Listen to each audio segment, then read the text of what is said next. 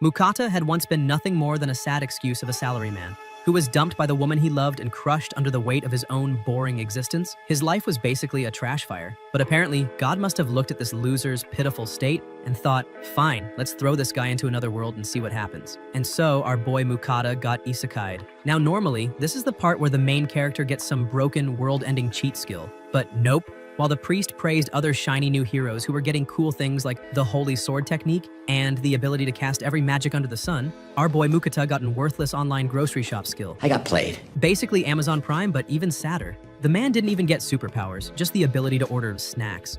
When he realized this was his one and only unique skill, Mukata's soul nearly left his body. He watched the others flex their legendary abilities while he stood there thinking he should have just stayed unemployed in Japan. Even so, he still had to appear before the king with the other so-called heroes.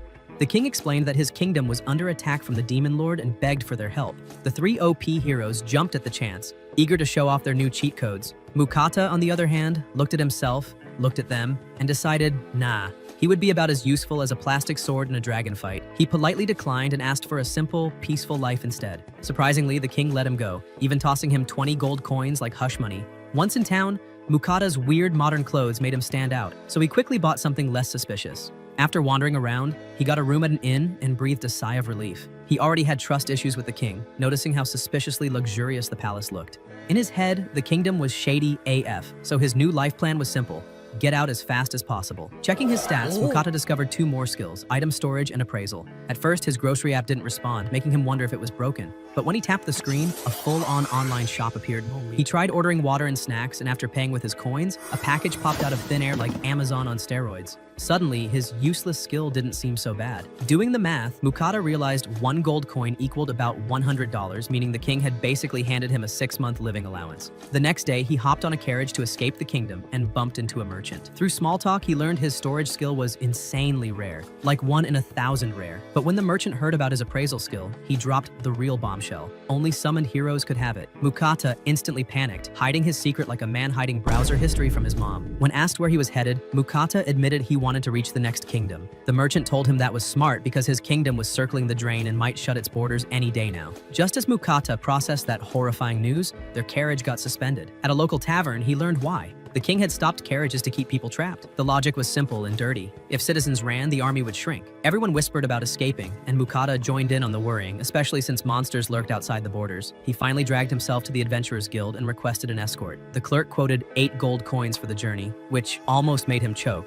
But since he had no choice, he paid up. A C-rank adventurer named Werner accepted the job and introduced his squad. Vincent the swordsman, Rita the scout, Ramon the mage, and Fanka the healer. On their trip, Mukata offered to handle food. He casually pulled a stove from his storage and the party almost fainted. Vincent gawked at the storage skill, Rita admired his stove, and Mukata flashed back to how he avoided paying 50 gold for a magic stove by just ordering a cheap one online. He cooked up instant soup and sandwiches, and the party reacted like they were dining in a 5-star restaurant. Ramon couldn't believe soup could taste that good, while the bread had them questioning their entire lives. Their little food party ended quickly when monsters attacked. Werner and Vincent sliced them apart like pros, while Mukata sat there frozen, realizing this was no game. It was real blood, real monsters, and he was way out of his league. After patching themselves up, Rita reported that a red boar was up ahead. Everyone started discussing how to deal with it, but the oversized bacon on legs decided not to wait. It charged straight at them. Mukata nearly fainted at the sight, wondering why the boar looked more like a tank with tusks. Werner barked at him to get out of the way while the party jumped into action. With clean teamwork, they dropped the beast, leaving Mukata stunned by how strong they were. As usual, the adventurers stripped the corpse for skin and horns, but the meat was far too much to carry. That's when Mukata casually flexed his storage skill, offering to stash the extra meat. With that solved, they stopped for dinner. The group eagerly gathered around Mukata like kids around an ice cream truck, but he panicked inside, embarrassed to cook in front of them. Not because he was shy, but because he didn't want anyone sniffing out his shady grocery cheat. Still, he whipped up a stew with bacon, cabbage, potatoes, and sausages. As they dug in, Mukata nervously watched, wondering if it tasted off. Instead, they practically inhaled the food, begging for seconds. He was shocked until Ramon explained that adventurers usually survive on jerky and bread that could break teeth. Rita even claimed she felt stronger just from eating it. Suspicious, Mukata secretly used his appraisal skill and nearly choked. The food actually gave stat buffs. Suddenly, his cooking wasn't just tasty, it was literally performance-enhancing drugs. Mukata realized if anyone found out, he'd be kidnapped and milked like a walking fast food farm, so he swore to keep it hidden. But little did he know, a certain beast was already spying on them from the bushes. Days later, they camped in the forest, and Mukata tried grilling some of that boar meat. He seasoned it with a special sauce from his online shop.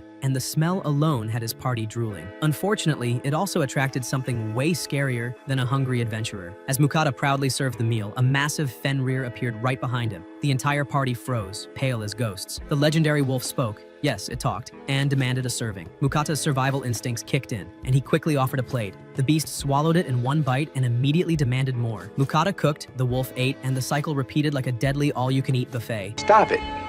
Get some help. Finally, the Fenrir was satisfied, but instead of leaving, it announced it would make Mukata its master. Mukata tried to refuse, but one death glare from the wolf made him agree instantly. His party hyped him up while he just wanted to cry. The contract was sealed, glowing magic and all, and Mukata suddenly found himself stuck with a gluttonous mythical beast that demanded 3 meals a day. When told to name it, Mukata threw out lame dog names that the wolf rejected. Eventually, he suggested Fell, and the Fenrir accepted. From that moment, wherever they went, people scattered like cockroaches. Werner explained that Fenrir were infamous for leveling entire nations, and Franca confirmed it wasn't a myth. Mukata's anxiety skyrocketed, while Fell casually promised to nuke anyone who bothered them, which only made the others sweat harder. Later, during lunch, Mukata realized the food supply was already empty thanks to Fell's bottomless stomach. When Fell demanded more meat, Mukata snapped, telling him to hunt his own damn dinner. To everyone's shock, Fell simply agreed and disappeared into the woods. Just like that, Mukata had accidentally become the boss of a monster feared by entire kingdoms, all because he could cook better than Gordon Ramsay. Emotional, damn it! Not long after being told to hunt his own food, Fell returned casually carrying a giant bird the size of a truck. Werner nearly dropped dead on the spot when he realized it was a rock bird, a B-rank monster that usually required a small army to kill, but to Fell, it was basically a chicken nugget with wings. The wolf tossed the corpse down like delivery takeout, telling the group they could keep the claws and beak as long as he got all the meat. Mukata reluctantly got to work, treating the monster like it was just chicken thighs. He marinated it with teriyaki sauce from his cheat shop and started grilling. Fell, being the greedy beast he was, waited impatiently for his massive portion while Mukata fed the adventurers first. For once, the wolf actually showed restraint, sitting still like an oversized mutt waiting for his treat. Damn! When he finally got his share, Fell devoured it so fast the others wondered if he even chewed. The party eventually reached the border of the kingdom of Vinen, where soldiers had their weapons drawn and siege weapons ready. Werner explained they were preparing in case Fell went on a rampage. He went ahead to talk, leaving Mukata sweating bullets. The commander clearly didn't like the idea of letting in a creature infamous for erasing countries. Mukata begged Fell not to start trouble, and the wolf casually reassured everyone that he'd only kill people if they attacked first, like that made it better. The soldiers nearly fainted when they realized the wolf could talk. Somehow, the commander gave the okay, but the whole army kept glaring like they were watching a ticking time bomb walk through the gate. When the adventurers showed their guild cards, Mukata realized he didn't have one and got slapped with another fee. At this point, his wallet was bleeding more than his dignity. Inside the city, Werner warned him that people would definitely come after him now that he was branded a legendary beast tamer. Mukata groaned, thinking he had escaped politics, only to end up neck deep in it again. Still, he told himself he'd just keep traveling, selling goods, and using his weird grocery app to survive. Werner suggested he join a guild.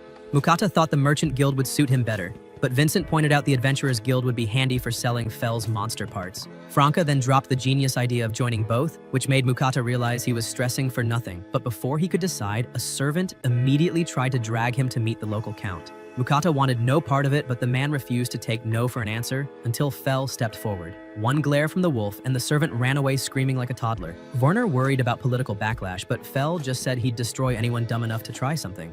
Vincent joked that only a dragon could stand up to Fell, and Mukata nearly passed out learning dragons were real. Fell nonchalantly mentioned he fought one 400 years ago, which only added to Mukata's stress-induced ulcers. After signing off on Werner's job, the group split up and Mukata headed to the merchant guild. The streets parted like he was Moses. Nobody dared get near with Fell towering beside him.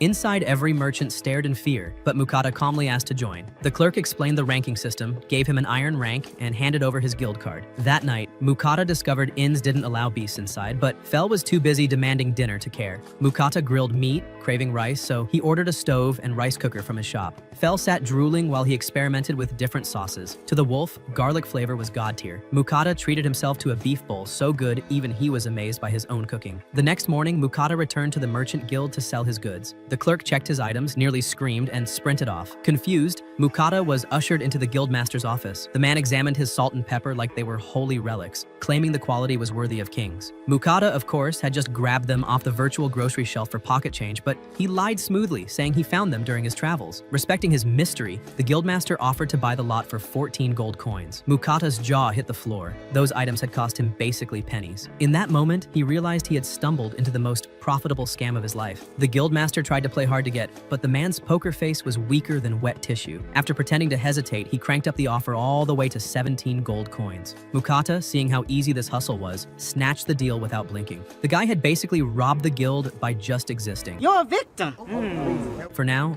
money wasn't going to be his problem. With heavy pockets and light confidence, he strutted over to the Adventurers Guild. The mood inside was different, less business meeting, more DMV nightmare. When he told the clerk he wanted to join, she didn't even bother looking at him. She slapped a form his way like she was swatting a fly. He filled it out, and she casually yeeted his card across the counter, announcing he was G rank, which is basically the kiddie pool of adventurers. Mukata asked for an explanation, and she sighed so hard it could have powered a windmill. She explained that ranks went from G to S. He could only take missions one tier higher than his own, and if he died out there, well, tough luck, no refunds. What? Mukata went to check the job board and, like the broke beginner he was, grabbed the easiest herb gathering quest. The next morning, he geared up, ready to touch grass for money, but Fel stared him down like an angry parent at the dinner table. Breakfast first, the big wolf demanded. Mukata fed him and they set out, but halfway there, Fel started whining about still being hungry. Mukata, now more chef than adventurer, told him to go hunt again. Fel agreed, but not before acting like Mukata would die instantly without him, placing a protective barrier around him like a babysitter locking the kid's playpen.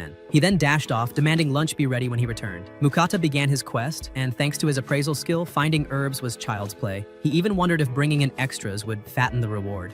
Mission complete, he decided it was lunchtime. Out of meat, he settled for cheap spaghetti from his mystical online shop. Just as he was finishing, Fel returned dragging a rock bird, bragging about wanting more teriyaki. The wolf casually admitted he killed a whole buffet of monsters but couldn't carry them all at once. Mukata told him they'd pick up the leftovers later. Fel sniffed at the strange spaghetti. Mukata explained it was from his world, and soon enough, the picky wolf was slurping noodles like a toddler at Olive Garden. Once Mukata busted out Parmesan cheese, Fel leveled up his taste buds and got sauce all over himself, looking like a giant furry toddler. Mukata couldn't stop laughing until Fel showed him the mountain of monsters he'd slaughtered. Among them was an orc, which disgusted Mukata, but Fel casually said they were delicacies, basically walking pigs. Dragging his endless meat haul, Mukata went back to the guild. The same dead-eyed clerk was shocked to see him return with so many herbs, muttering about how lucky he was before tossing him 9 silver. Mukata then mentioned selling monsters, pointing at Fel. The girl nearly had a heart attack, but once she recovered, she sent him to the guild butcher. The butcher had already heard rumors about Mukata and almost fainted when the guy started pulling monsters out like a shady magician. Even A-ranked beasts were in the pile. Mukata told him to strip the materials but leave the meat, and the butcher said the job would take till tomorrow.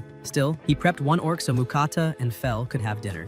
That night, Mukata fried orc meat with flour, finishing it with leftover sauce. Fel tore into it like he hadn't eaten in weeks, praising the tender taste compared to regular boar. Mukata, at first grossed out by eating what looked like a human-shaped pig, took a bite, and to his shock, it was delicious. Lesson learned. Sometimes, ugly food is still good food. The next morning, Mukata dragged himself back to the butcher's shop, only to find a literal mountain of meat waiting for him. The butcher tossed him a pouch so fat with gold, it nearly broke his wrist. 202 coins in total. Mukata almost fainted because this clueless man thought adventuring was supposed to be a grind. Yet he was out here printing money like a fantasy ATM. The butcher, seeing his dumbfounded face, decided to school him about the real value of monster parts, like orc testicles for male vitality and boar tusks for crafting. Mukata almost gagged, but hey, gold is gold. On top of that, the butcher handed him demonic stones from the A-rank monsters Fel casually tossed into the pile. Word had already spread around town. People whispered about whether Fel was truly a legendary Fenrir or just a big-ass dog with good PR. Mukata, hearing the chatter, thought it was time to dip. Staying in one place too long screamed death flags,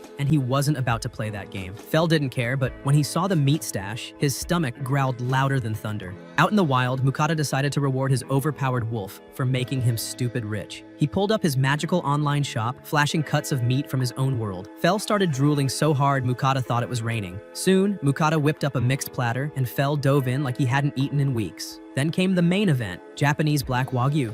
Fel was offended by the small serving size, but once the taste hit his tongue, his brain practically short-circuited. Mukata explained it came from cows raised like royalty, and Fel, now juiced up with Wagyu steroids, declared he could beat a dragon. Mukata, terrified, appraised Fel and saw his stats had skyrocketed. The wolf wasn't bluffing. He was on cheat mode. Full of energy, Fel bolted off for a midnight hunting spree, but not before slapping a barrier around Mukata, claiming it could even block dragon breath. Mukata, too tired to argue, tucked himself in like a baby while Fel went Godzilla mode in the forest. That night turned into a massacre. Rockbirds got shredded in one swipe, a giant deer got fried with lightning, and when a chimera showed up, Fel blasted it into atoms with one move, lighting up the forest like a fireworks show. The next morning, Mukata woke up surrounded by 3 mountains of monster corpses. Fel shrugged, admitting maybe he overdid it, but bragged about one-shotting a chimera that normally gave him trouble. Mukata, staring at the carnage, decided Wagyu beef was officially banned from Fel's diet. During lunch, Mukata asked if Fel always fought with magic. The wolf explained he was blessed by the wind goddess herself and was basically a storm with fur. Mukata, realizing magic was a thing, wondered if he could use it too. Fel told him to check his stats, and sure enough, Mukata had mana. He begged for guidance, but Fel's version of teaching was, well, just think about it. Mukata closed his eyes, imagined fireballs, and of course, nothing happened. Embarrassed, he looked like an idiot miming superpowers. Fel finally showed him how to feel mana flow, and after a few tries, Mukata managed to cough out the weakest fireball in history. Fel, unimpressed, told him the only real way to learn was through fighting. Mukata immediately panicked, but Fel had no patience for cowards. Dragging him off, Fel led him straight into a goblin village. Mukata nearly cried, saying there were too many, so Fel did the worst possible thing. He howled and summoned every goblin within earshot. Mukata got chased like a marathon runner with bad knees, forced to fling fireballs while tripping over his own feet. One goblin lunged at him, but Fel's barrier saved him, giving him time to keep throwing spells. Eventually, one fireball actually packed some heat, knocking goblins back before Mukata collapsed like a dead battery. When he woke up, he was shaking from trauma, but Fel told him to stop whining and thank him for unlocking magic. Not only that, but Mukata had actually leveled up and even gained the fire magic skill. As a twisted reward, Fel proudly dragged back the Goblin King. The boss wasn't edible, but it did come with a shiny magic stone, so at least Mukata's suffering wasn't completely useless. Fel, the oversized stomach disguised as a wolf, decided that since magic stones were basically money printers, he deserved another Wagyu steak feast. Mukata, meanwhile, looked like a phone battery on 1%. Mana gone, soul broken. He shut Fel down instantly. Too tired to cook, Mukata just bought a random mix of sweetbreads, hoping sugar could bribe the beast. Fel threw a tantrum about the lack of meat, but after one bite, his divine taste buds betrayed him. The mighty Fenrir was now happily scarfing down pastries like a middle-aged aunt discovering donuts at a buffet. Mukata warned about cavities and diabetes, but Fel flexed his wind goddess blessing like a spoiled kid with plot armor. Disease? Never heard of her. Mukata cried foul, begging for blessings of his own, while somewhere in the heavens, the wind goddess was watching like a snack-deprived stalker, furious that she couldn't taste earth sweets. Divine life was tragic.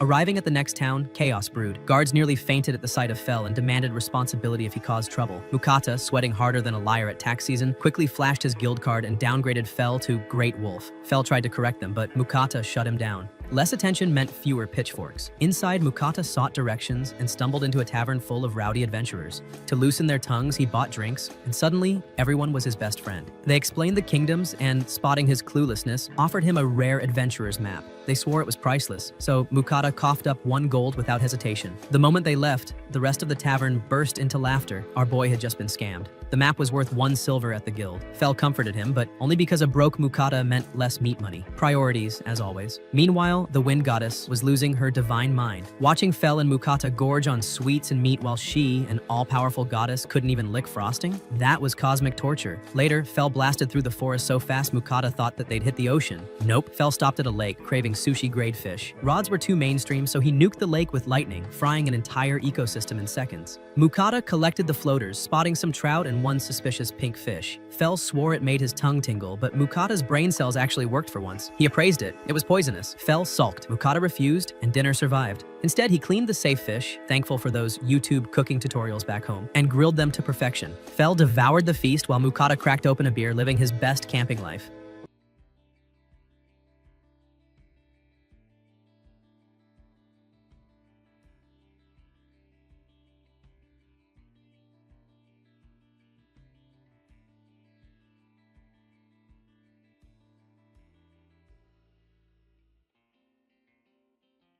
Peace shattered when a random blue slime bounced into their lives. Mukata panicked, but Fel assured him it was weak. One poke later, Mukata realized it was basically living jelly. The slime high-fived him, ate bottles, and even tried to swallow the frying pan. Mukata stopped it, but secretly loved the idea of a mobile trash can. After some pats, the slime bonded with him and magically became his familiar. No ritual, no contract, just vibes. Mukata named it Sui, proving once again that he had zero creativity. Days passed, and Mukata attempted earth magic. His big accomplishment? Flicking pebbles. Fel roasted him, suggesting real combat, but Mukata's goblin trauma said no thanks. Meanwhile, Sui had already hit level 8 from eating random junk. Even the slime was outpacing him. Damn! Fel and Sui eventually ganged up, demanding food like union workers on strike. Mukata cooked an orc meat bowl, even making a kitty version for Sui. They all ate happily, until Fel demanded seconds and Sui bounced impatiently for more. Mukata, once again, realized he wasn't the hero of the story. He was the underpaid chef babysitting a wolf with no brain cells and a slime with a bottomless stomach. Stop it.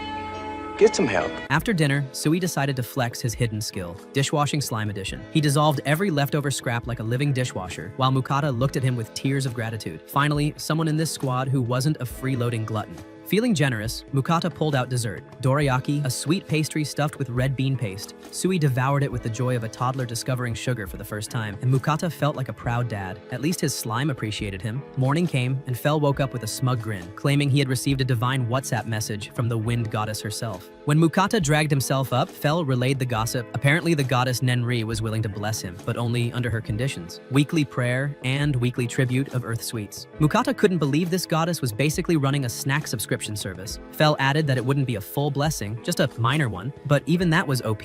Immunity to status ailments and magic power-ups. Mukata accepted instantly. Who cared about dignity when donuts could buy divine protection? Of course, Nenri's first demand wasn't vague. She specifically wanted dorayaki, cream bread, and melon bread. Mukata cursed under his breath, but prepared the offerings anyway. The moment they vanished, he knew the deal was sealed. In the divine realm, Nenri bit into the dorayaki and nearly wept. She devoured it so fast that regret hit immediately. Coffee arrived with the package, and when she sipped it, the bitterness with sweetness nearly destroyed her. She swore she'd savor the rest. But who was she kidding? Seconds later, she inhaled everything like a sugar addict at 3 a.m. Back in the mortal world, Mukata's training finally showed results. Thanks to the blessing, his pebbles evolved into actual stone bullets, fired with force instead of looking like a toddler throwing gravel. Sui was now level 13, growing faster than Mukata's confidence, and he wondered if his slime might even evolve someday. Exhausted from draining his mana bar, he popped some chocolate, even sharing a piece with Sui. Fel eventually returned, pretending to be tired from running. Mukata didn't buy it, but the wolf pulled the classic victim card, whining about carrying Mukata every day. Mukata sighed and bought more chocolate anyway, because apparently his life purpose was running a divine catering service. That's when Nenri slid into his DMs again. She framed it as a divine message, but really, it was just her begging for chocolate. Mukata groaned. It hadn't even been a week since her last sugar haul. Still, she nagged until he gave in. Somewhere in heaven, a goddess was slowly turning into a snack goblin. Before Mukata could enjoy peace, Fel suddenly declared they were leaving. His suspicious face said it all. After sprinting through the forest, they stopped at the mouth of a dungeon. Mukata's soul nearly left his body. Why the hell were they here? Fel calmly explained it was for training, just like when Mukata learned fire magic fighting goblins. Mukata tried to backpedal out of existence, but Fel dragged him forward. But staring at the dungeon entrance, Mukata wanted to cry. Fel swore he'd already scouted it and that only weak monsters were inside, but Mukata trusted that about as much as a used car salesman. Fel told him not to worry, since he had a barrier for protection, but then immediately followed up with the cold truth. One day, he might not be there, so Mukata had to learn to fight on his own. Mukata, knowing he couldn't win against Fel's stubbornness, reluctantly agreed. But he demanded time to prepare first, because walking into a dungeon unready was basically suicide. Mukata, being the human vending machine that he was, decided to prepare a full-on buffet from his magic shop. Dishes piled high, sauces dripping, desserts lined up. This man was about to eat like he was at an all-you-can-eat Vegas buffet. Fel raised a brow, curious what the hell his contractor was doing stuffing his face before a dungeon run. Mukata proudly explained that food from his world gave temporary buffs. Fel's ears perked up instantly, remembering how that Wagyu steak had turned him into an even bigger steroid wolf. The problem? Mukata had no clue which dish boosted what stat. His genius plan was to eat literally everything and leave the scraps for Fel and Sui. So he stuffed himself like it was his last supper. Bite of curry here, spoon of stew there, some random bread, and dessert on top. Fel sat back watching him eat with the patience of a babysitter, while Sui, being the bottomless slime he was, licked his plate clean in a single gulp. Fel even asked if the garbage Sui ate counted as a buff too, but Mukata clarified that trash just helped the slime level up. Basically, Sui was a recycling bin with EXP gain. By the time Mukata finished his dessert, he looked ready to explode, but when he checked his stats, he almost cried with joy. All his attributes had shot up by around 20%. Fel and Sui's stats boosted too, and Fel instantly declared it was go time. Mukata, still clutching his food baby stomach, begged him to wait, but Fel shoved him toward the dungeon anyway. As they crept forward, Fel got tired of Mukata's snail pace and just pushed him straight into danger. The first enemy was a slime. Mukata hesitated, feeling guilty about killing something that looked like jelly, but Sui had no such feelings. He spat acid and melted it in seconds. Fel praised Sui like a proud uncle, even wondering if this slime was something unique. Mukata, meanwhile, was wondering why his pet was already cooler than him. More slimes oozed out, and Mukata managed to use Stone Bullet to finish one off, while Sui casually handled the other. Just when he thought he was safe, Fel dropped the warning, horned rabbits ahead. Sure enough, a bunch of killer bunnies came charging. Mukata panicked, flailing his sword around like he was cutting weeds. Somehow, it worked. As they went deeper, Mukata asked why monsters weren't avoiding Fel like usual, since normally his presence cleared out whole areas. Fel told him that dungeon rules were different. Inside here, monsters attacked no matter what, and Mukata finally realized he was in hell. On the next level, they faced kobolds. Mukata fired off his Stone Bullet spell and miraculously downed 2 in a row. For once, he actually felt proud of himself, standing tall like some budget hero. Fel instantly humbled him, saying he still had much to learn. Mukata, instead of sulking, got fired up, swearing to get stronger. Growth arc unlocked. But then they reached the final floor and reality smacked him in the face. Fel claimed there would be around 10 kobolds waiting. Instead, there were way more, like a furry army convention. Mukata's soul left his body. He immediately tried to quit, but Fel grabbed him by the back like a misbehaving puppy. Fel told him he and Sui together could handle it. Mukata laughed nervously, not believing a word, but Sui was bouncing like he just chugged an energy drink. Before Mukata could protest, Fel literally kicked him forward as bait. Every kobold in the room turned their eyes on him. He screamed as they charged, but Fel's barrier held them back long enough for Sui to launch acid attacks while Mukata hurled stone bullets with shaking hands. The duo actually managed to wipe out most of the horde, but then the ground shook. The survivors were blown away, and outstepped the Kobold King. Twice the size, dripping with menace and radiating pure nightmare fuel. Mukata nearly soiled himself on the spot. The king's attack barely missed him, forcing him to run for his life while frantically shooting stone bullets. They bounced off the monster like pebbles against a tank. Even firing both hands rapid fire barely scratched it. Fel calmly told him the barrier might not hold forever, so he'd better not get hit. Basically, dodge or die. But as the Cobalt King readied its monstrous attack, Mukata, trembling but determined, managed to launch a stone blast straight at the beast's head. The spell hit with a satisfying crunch, leaving a dent in the king's shiny blue noggin. However, the beast, apparently allergic to death, got back up, shaking off the blow like it had a bad hangover. Mukata attempted another attack, but predictably ran out of mana mid-swing, looking like a kid waving a stick at a raging bull. The Cobalt King charged with jaws snapping, but Mukata's barrier popped up just in time, sending him into temporary relief. Fel, ever the annoying smartass, revealed that he had lied about the barrier's limits, claiming that such a weak attack would never have broken it anyway. Mukata could only groan at being played like a fool. While Mukata's ego and sanity melted, Sui finally stepped up, unleashing his acid attack. The Cobalt King dissolved into a gooey mess faster than a sugar cube in tea. Sui began to glow mysteriously as Mukata, overwhelmed by exhaustion and hunger, passed out flat on the dungeon floor. Fel, sighing with exaggerated patience, carried him out, while Sui fretted over his new master, bubbling with excitement. In an unexpected twist, Sui suddenly started talking. He called Fel Uncle Fel, citing his strength and care as reasons for the honorary title. Fel predictably snapped at the nickname, but his pride was tinged with a tiny glimmer of affection.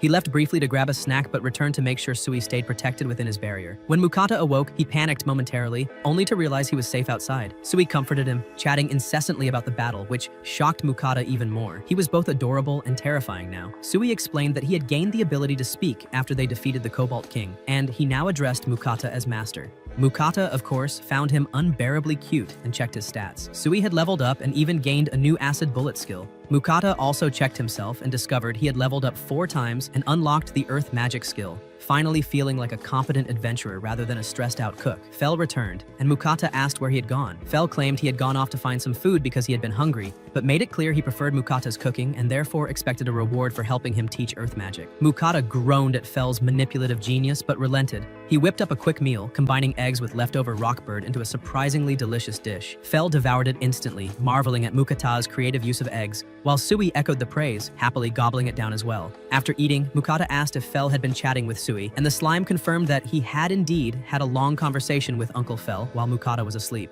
Mukata couldn't stop laughing at Fell's predicament, but Fell's face twisted into a scowl as he reminded Sui not to call him uncle. Mukata, of course, kept roasting him, pointing out that compared to Sui, only 2 weeks old, Fell was basically grandpa material. Sui stubbornly insisted, and Fell's frustrated yelling led to tears from the tiny slime. Mukata mockingly called Fell mean, and finally, Fell begrudgingly allowed the title Uncle Fell to stick. As the trio continued their journey, Fell casually mentioned that their route would take them straight through Warthros and Griffin territory. Humans usually went out of their way to avoid such areas, but Fell shrugged off the danger entirely. Mukata nearly fainted at the thought of facing monsters head-on, pleading with Fell to turn around. Fell calmly told him that they were already in Orthros territory, so it was too late to back out, and that these creatures were no real threat to him anyway. Mukata, of course, panicked silently, imagining every possible attack scenario while Fell strolled ahead like he owned the place. Mukata could hear the ominous sounds of the forest, his nerves twitching like a cat on espresso. Soon enough, a pack of Orthros emerged from the shadows, twin-headed wolves with enough teeth to intimidate most people. Fell, unfazed as usual, used his signature intimidation to make the pack back off. Mukata, however, noticed one particularly foolish young Orthros that didn't get the memo. Fell calmly told him to stand back with Sui while he handled the reckless pup. Mukata dove into a bush, peeking out like a nervous squirrel, while Fell tried to warn the beast off. Predictably, it lunged, and Fell unleashed a skill so devastating that the creature disintegrated with a single elegant slash. The remaining Orthros yelped in terror and scattered into the trees. Mukata's jaw nearly hit the ground as he asked about the attack. Fell, of course, went into smug mode, bragging that it was a skill he invented 600 years ago, wearing the smugness like a crown. Sui, ever the ambitious little slime, wondered if he could learn it too.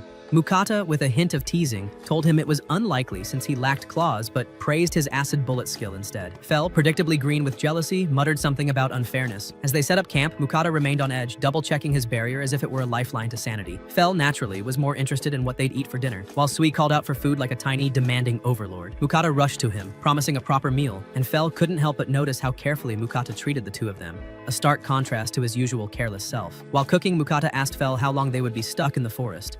Fell casually revealed they were only halfway through, leaving Mukata to process the horrifying fact that they still had 3 weeks of travel ahead. Panicked about running out of meat, he decided to cook some black serpent, remembering rumors that it tasted like chicken. He meticulously removed the meat from the bones, sliced it lean like chicken breast, marinated it with sugar and sake, whipped up a special chili sauce, and fried it all together. Mukata hesitated before tasting it, convincing himself it was just chicken, but the flavor knocked his socks off. Fell immediately snatched the plate, devouring it and demanding more, leaving Mukata shaking his head at the little monster's gluttony. As they trekked deeper, Fell suddenly halted, drawn to a patch of glowing mushrooms. He explained they had powerful healing properties and were extremely rare. Mukata quickly began harvesting them while Sui, predictably, chowed down. Suddenly, the slime began glowing, causing Mukata to panic slightly, but the glow subsided. Using his appraisal skill, Mukata discovered that Sui had gained the ability to create healing potions. Fell explained that this was likely from consuming the mushrooms, recalling a similar incident where he once saw a slime turn metallic after eating metal. Mukata was ecstatic, showering Sui with praise, and encouraged him to try his new skill.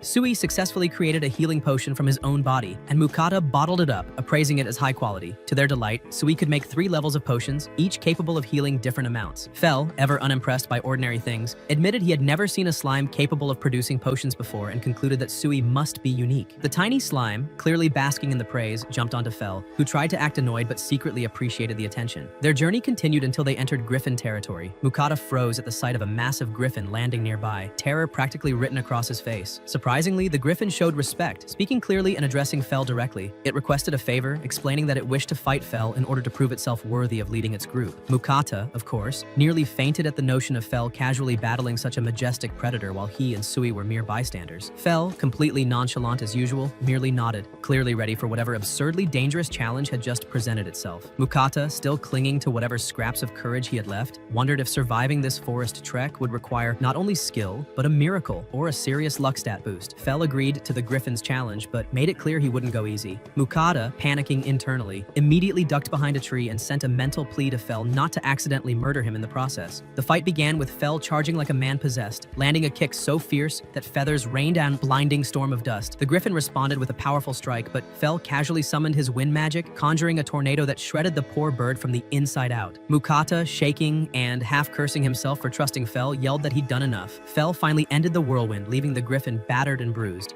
Mukata, rushing over like a worried parent, called Sui to help, drenching the griffin in a healing potion until it was patched up. Though the griffin looked humiliated, Mukata pointed out that the beast had actually managed to scratch Fel, and even Fel had to grudgingly admit it. The victorious griffin let out a triumphant cry, summoning the rest of its flock. They accepted him as their leader, and as thanks, he plucked one of his feathers and gave it to Mukata, swearing that his descendants would remain safe. With the griffins gone, the group settled in for another night, and Fel demanded an absurd amount of meat after expending so much energy. Mukata reminded him that he had meat every day, but relented, deciding to cook the remaining supplies. He fried up orc meat, remembering the fearsome creatures they came from, but quickly convinced himself it was just pork. Fel and Sui attacked the meal like ravenous monsters, Mukata eyeing them with a mix of pride and disgust at their speed. Afterward, Fel asked if Mukata had been keeping up with his offerings to Nenri. Mukata realized he had forgotten, prompting Fel to scold him like a strict spiritual advisor. Nenri appeared, glaring down at him, demanding to know why he had been late. Mukata muttered excuses about being busy, but Nenri, with divine omniscience, pointed out that he had simply forgotten. She lectured him mercilessly until Mukata begged for forgiveness, offering a mountain of Western desserts. Nenri's mood shifted instantly from wrath to drooling ecstasy as she devoured cakes and pastries, instructing Mukata to send her the same bounty next time. Finally, the group exited the forest and approached the kingdom of Leonhardt. Mukata noted they needed to reach the guild, as they were running dangerously low on meat, which sent Fel into immediate panic mode. Searching for the road ahead, they spotted a caravan under attack by bandits. Mukata urged Fel to intervene, promising a special dinner if he saved them. Fel didn't need to hear twice. He dashed off like a whirlwind. At the caravan, the poor travelers were struggling against the bandits, but Fel's roar froze everyone in their tracks. He demanded they surrender, and the bandits, terrified, dropped their weapons. All were captured without further fuss. Mukata met Lambert, the caravan owner, and Lars, the adventurer leader. They gushed over Fel, expressing disbelief at meeting the legendary figure from all the rumors. Mukata asked where they were headed and was told Carolina. Being new to the area, he asked if he could join the group. Lambert, feeling safer with him around, welcomed their company. As Mukata traveled with them, he overheard guards debating whether Fel was a Fenrir or a great wolf. Shocked at the reach of the rumors, he learned that the guilds had been spreading news about Fel using magical teleportation letters, making the legend practically unavoidable. While everyone around him was gawking at Fel like he was some living legend, Mukata quietly fretted over keeping his identity under wraps. With his item storage and shop skills, he knew he could easily be exposed as a summon hero, and the last thing he needed was nobles sniffing around and trying to pull some sneaky stunt in this new kingdom. The caravan eventually stopped for the night, and Fel, ever the greedy brat, reminded Mukata of the special dinner he had promised for saving everyone. The guards settled for some jerky, muttering about how tired they were, while Mukata sneaked off to find a private spot to cook. Fel immediately demanded an absurd amount of meat, and Mukata, who was starting to get annoyed at his endless hunger, sighed. But when Sui piped up, pleading for a bit of meat, Mukata's irritation melted. He happily agreed. Out of stakes, Mukata decided to combine whatever meat he had left into one grand creation. He went all out with marinades, sauces, and flour, shaking it all into a perfect coating before frying it to golden perfection. The result was an exquisite fried chicken dish with two distinct flavors. Sui's eyes sparkled as he devoured it, and even Fel seemed genuinely impressed for once. The smell of Mukata's cooking wafted over to the rest of the caravan, drawing every curious guard and traveler toward the source. Mukata offered some generously, and the men immediately proclaimed it the best food they had ever tasted. By the time Mukata finished cooking and serving, he was utterly exhausted, barely able to stand, and he hadn't eaten a single bite himself. The guards, full and grateful, insisted he rest while they kept watch, and Mukata warned the bandits lurking nearby that any funny business would get them torn apart by Fel, leaving the would-be troublemakers shaking in fear.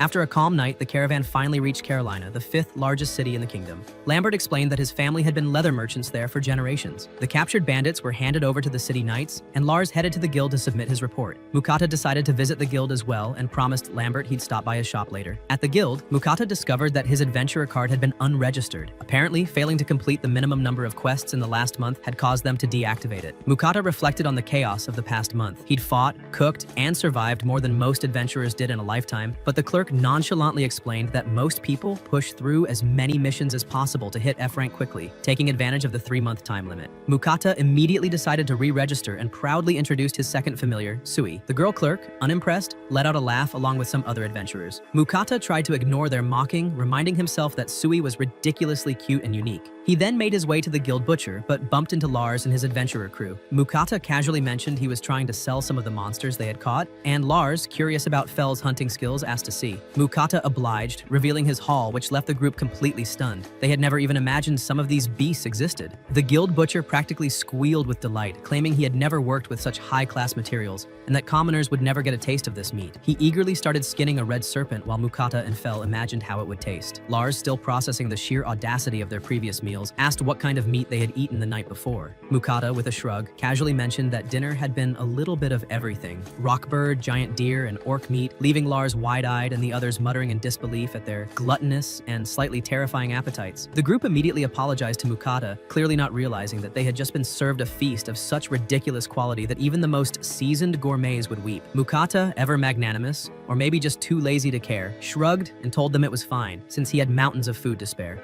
Lars, impressed and slightly in awe, mentioned that Mukata was well known in the city and encouraged him to call if he ever needed anything, leaving Mukata with a small smirk at being recognized without doing much. That night, Mukata rested in a quiet inn, pondering whether he should focus on reaching F rank to keep access to the guild butcher. The thought of becoming a full-fledged adventurer made him roll his eyes. He was already doing more than enough with cooking, managing his shop, and keeping Fel alive. Suddenly, Nenri's voice cut through his thoughts, reminding him that he had more important duties to attend to. Mukata, curious, checked his shop for sweets, selecting jellies and pudding to offer. He thanked Nenri for her blessings, and as she tried the wobbling pudding, she was delighted by its texture and sweetness. The pleasure must have caught the attention of other goddesses, because a subtle ripple of divine envy seemed to brush across the heavens, leaving Mukata secretly thrilled by the chaos his desserts were causing. The next day, Mukata examined the guild job board. Each task offered points depending on its difficulty. Herb gathering gave 1 point, goblin hunting 3. To reach F rank, he needed a total of 100 points. Fel immediately suggested taking the goblin quest to level up faster, but Mukata refused, still traumatized from his last encounter with those foul creatures. Fel, clearly motivated by the thought of seafood waiting at the ocean, tried to argue, appealing to Sui, who was instantly excited at the idea of fighting. Mukata reluctantly reminded himself that Sui now had the ability to make his own medicine, so fighting wouldn't be reckless. With a sigh and an internal groan, Mukata agreed to the goblin hunt. They entered the forest with the goal of hunting 3 goblins. The first goblins they encountered were easily dispatched by Sui's acid bullets, leaving Mukata to gruesomely collect the right ears as proof. Mukata struggled with this, muttering that cooking monsters didn't mean he had signed up to be a part-time executioner, while Fel found his squeamishness amusing.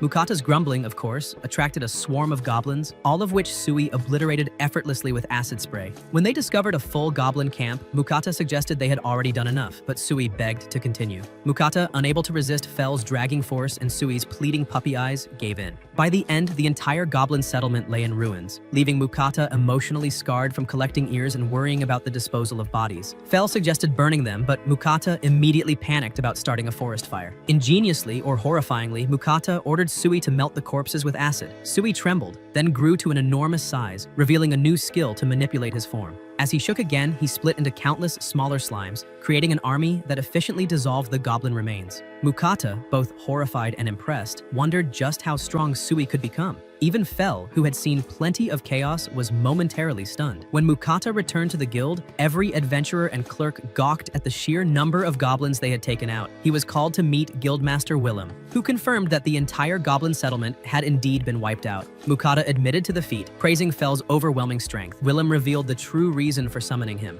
a message from the royal palace. The kingdom declared that Mukata and his companions could live freely within the country, yet they wished to rely on him in emergencies. Mukata celebrated his newfound independence, thrilled to be free from the nobles' endless schemes, while Willem casually added that merely having a legendary beast like Fel in the country would serve as a sufficient deterrent to neighboring nations. Mukata couldn't help but smirk at the absurdity. A lazy shopkeeper with a meat-obsessed demon wolf and an army of talking slimes was suddenly the kingdom's secret weapon. Hearing that Mukata was aiming to level up his guild rank, Guildmaster Willem decided to flex his authority and raised him directly to C rank, leaving Mukata slack-jawed in disbelief. Willem explained that it would be a problem if Fel's master was too low-ranked, which Mukata silently agreed with, although he still considered Willem slightly insane for caring about rank. In exchange for the rank up, Willem mentioned he had some requests, but Mukata tried to decline, not wanting to get stuck doing mundane guild work. Willem, however, revealed he actually wanted Fel's help to tackle A and S ranked missions, and Mukata's jaw practically hit the floor. Fel, of course, was unbothered, confident that he could handle anything, which made Willem beam with relief, since no ordinary adventurer could even dream of attempting those missions. Willem assured Mukata that the other adventurers would be warned not to interfere, and Mukata seized the moment to make a special request. He revealed the high-ranked monsters he had been secretly keeping.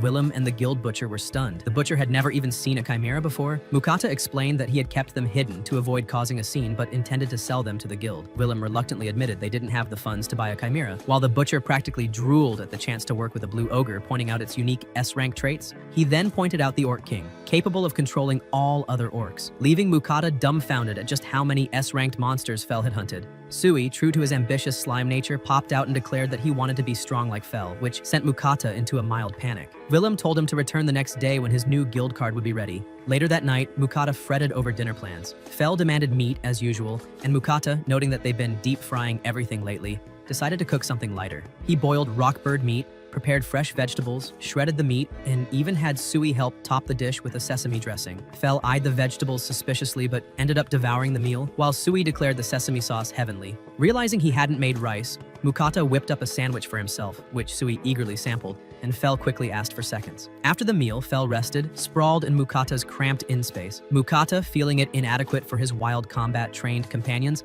unrolled his futon to create a more comfortable sleeping arrangement before instantly falling asleep himself. The next day, Mukata returned to the guild and was stunned to find his new guild card gleaming silver, complete with a 6-month time limit for completing missions. No more risk of deactivation. Willem paid him for all the monsters he had sold. The red serpent was worth 200 gold, the blue ogre 432 gold, and after factoring in the goblin subjugation, the total value soared past 1,900 gold. Mukata was speechless, simultaneously thrilled and worried about attracting attention.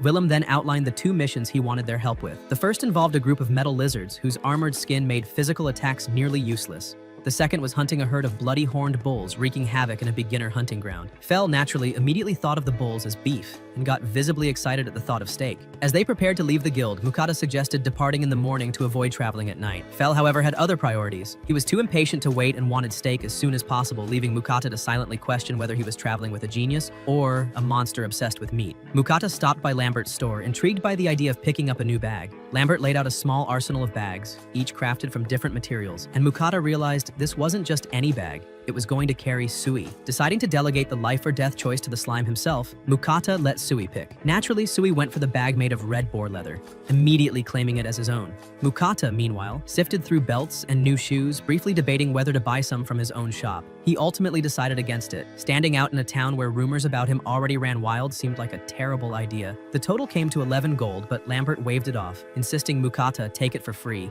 citing his heroic deeds and the top-tier meal he had served. Mukata accepted politely, though Lambert's lingering thoughts drifted to the black serpent they had eaten. He asked if Mukata still had its skin, but Mukata admitted he had sold it to the guild. Lambert groaned at the loss, lamenting the persistent shortage of serpent skin, and daydreamed aloud about getting his hands on red serpent hide. Mukata, feeling guilty, promised to sell any future serpent skin directly to Lambert. As they left, Mukata couldn't stop thinking about the taste of serpent, and he decided it deserved a repeat performance. He marinated the meat, fired up the pan, and prepared to give Fel an all-you-can-eat experience. Of course, Mukata couldn't resist sneaking a few bites himself, prompting Fel and Sui to grumble like spoiled children. Fel demanded to start eating immediately, but Mukata fried the meat a second time for extra crispiness. Once they dug in, even Fel had to admit that double-fried serpent was an absolute game-changer. After the meal, their stomachs protested violently, and Mukata, ignoring their groans, continued cooking for himself, planning to stash portions in storage for a rainy day. He cracked open a beer and reflected on how fortunate he was to have companions like these who made the chaos of adventure almost bearable.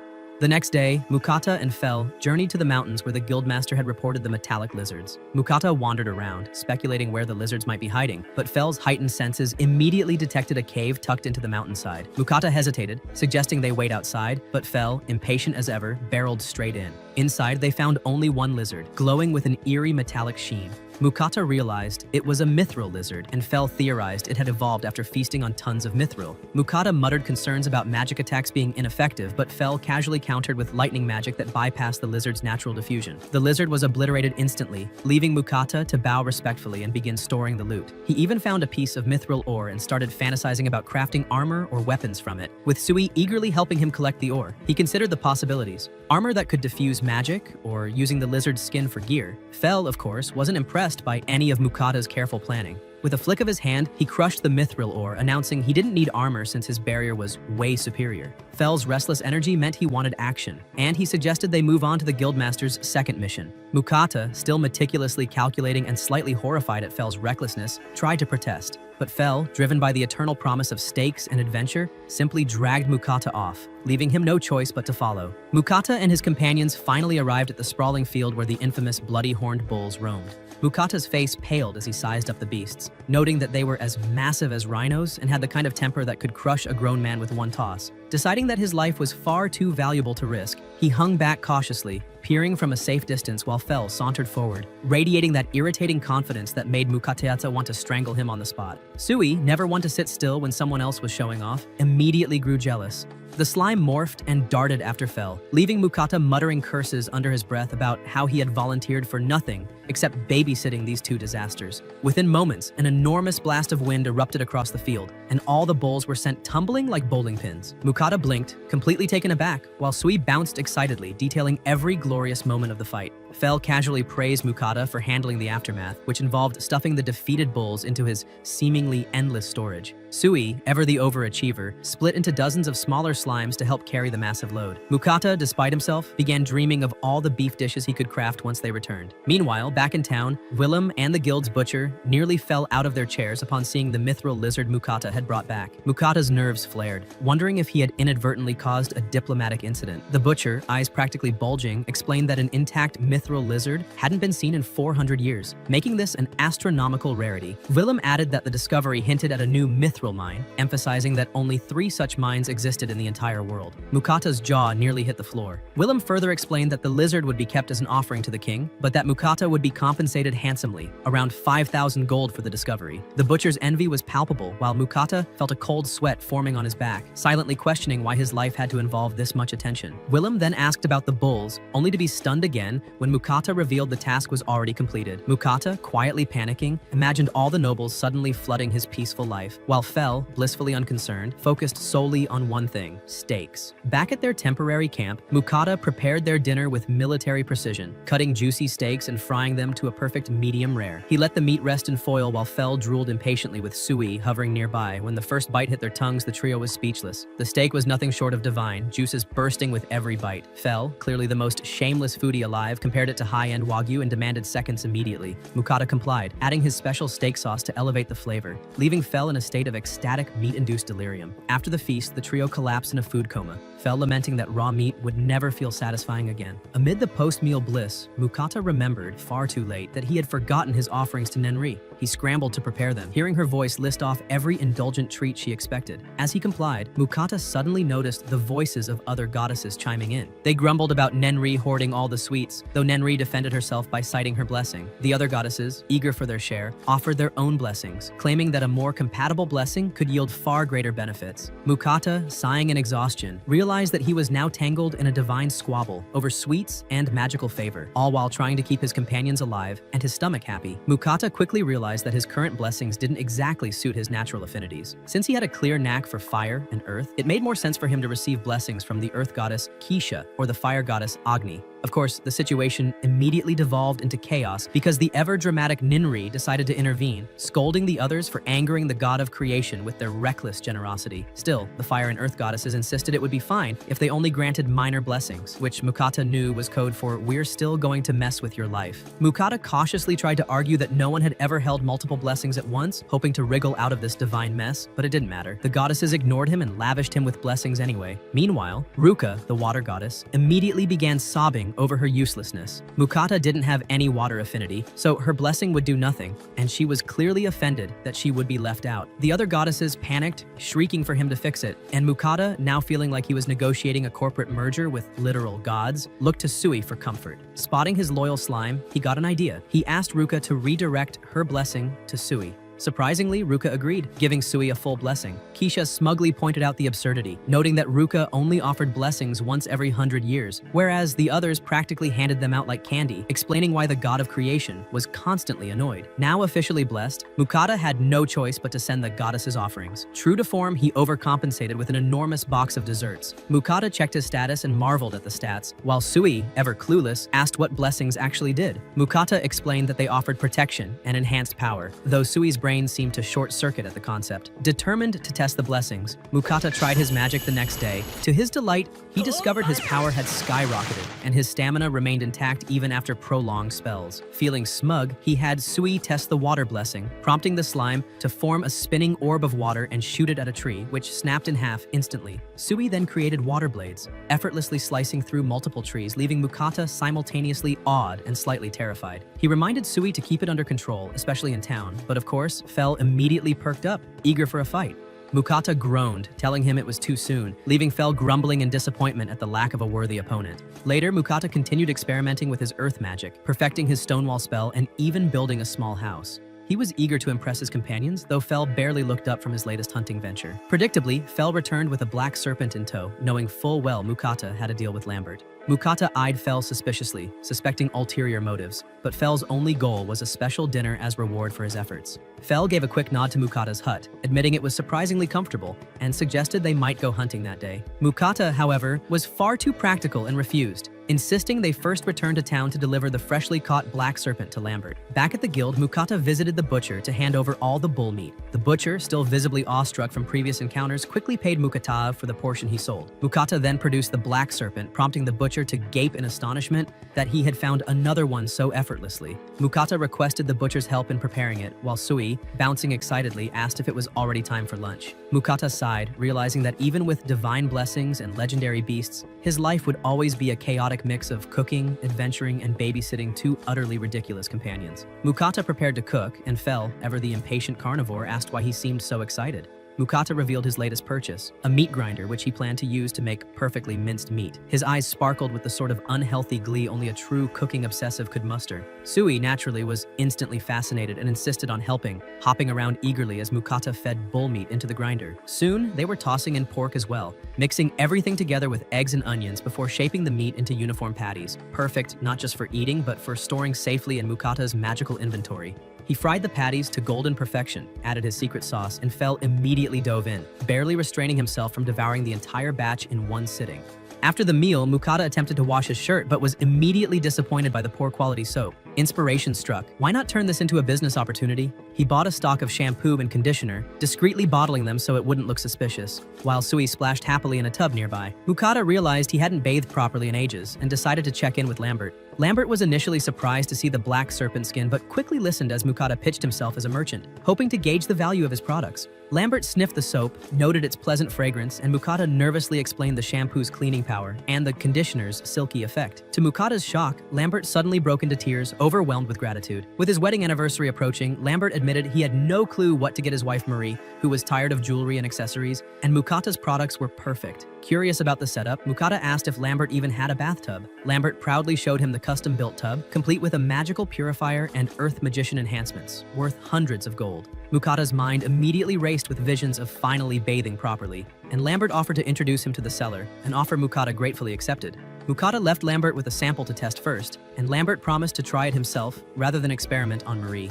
The next day, Mukata returned to Lambert's store and was greeted with enthusiasm. Marie appeared, immediately curious about the products. Lambert, after using the shampoo and conditioner himself, smelled incredible, his hair silky and soft. Though he grumbled at ruining the anniversary surprise, Marie, however, confirmed that the products worked wonders on her own hair, making it beautiful and manageable, and insisted that Mukata sell them wholesale at their shop. Mukata was flabbergasted. He didn't even own a store, but Marie assured him the products would fly off the shelves and gave him no choice. Excited by the prospect of a personal supply, Marie practically danced in glee, while Mukata left exhausted after delivering a large batch to their store. Fel, predictably, immediately began pestering Mukata to search for a dungeon, but Mukata refused, citing a summons from the guildmaster. As Fel sulked outside, Mukata overheard adventurers gossiping about a rogue wyvern nearby and began to worry about the threat. Arriving at the guild, Mukata was stunned to see a colossal pile of gold awaiting him. Willem explained that Mukata would receive 5,800 gold for discovering the mithril mine alone, leaving Mukata daydreaming about finally affording a bathtub of his own. Just as he allowed himself a moment of satisfaction, an emergency alarm rang. A herd of wyverns was approaching, instantly snapping Mukata out of his fantasies and leaving him to wonder how he had gotten himself into yet another chaotic adventure. Scattered among the chaos were injured adventurers, some writhing from the wyvern's deadly poison. The guild was in a panic, running low on potions and antidotes, but Mukata calmly pulled out his high-grade healing potions. When Willem applied one, the man's injuries and poison were instantly neutralized, leaving everyone slack-jawed at how completely the potion restored him. It was as if Mukata had brought some sort of miracle in a bottle. Willem immediately ordered all S-rank adventurers and above to engage the wyverns. Mukata realized that meant him, and he started mentally preparing for a fight, but Fel had other plans. He boldly declared that they would handle the wyverns themselves, because apparently risking everyone else's lives was less fun than hoarding all the wyvern meat for themselves. Mukata hesitated, but Fel was bored and hungry, practically drooling at the thought of wyvern steaks. Willem offered to assist, but Fel waved him off, insisting the man would just slow them down. In the field, the wyverns loomed in the distance, wings casting shadows like dark storm clouds. Mukata took one look and mentally prepared for the worst, while Fel, ever reckless, saw it as the perfect opportunity to train Sui against flying enemies. The two charged forward with a mix of agility and chaos, dodging gusts of wind and razor-sharp claws. Fel instructed Sui to aim for the heads, though hitting wings was easier and often just as effective. Sui's first shot missed the target but managed to topple a wyvern anyway, giving Fel the chance to finish it off in a spectacular, flashy strike. Mukata watched from the sidelines, half amused, half panicked, and half wondering if Sui was slowly turning into a mini Fel. Suddenly, one wyvern broke formation and lunged straight for Mukata. He froze, but Fel's magical barrier protected him, creating a shimmering wall of safety. Sui, growing bolder, bounced the creature away with a well-timed acid blast while Fel delivered the finishing blow. Mukata could hardly believe what he was seeing, a mix of awe and terror swirling in his chest. Within moments, all the wyverns were either defeated or fleeing, leaving the field eerily quiet. Fel, ever the hungry beast, immediately reminded Mukata that a successful hunt meant only one thing: food. Mukata, already a step ahead, pulled out the meat patties he had prepared earlier. Fel's excitement faltered for a moment, thinking it was the same meal as before.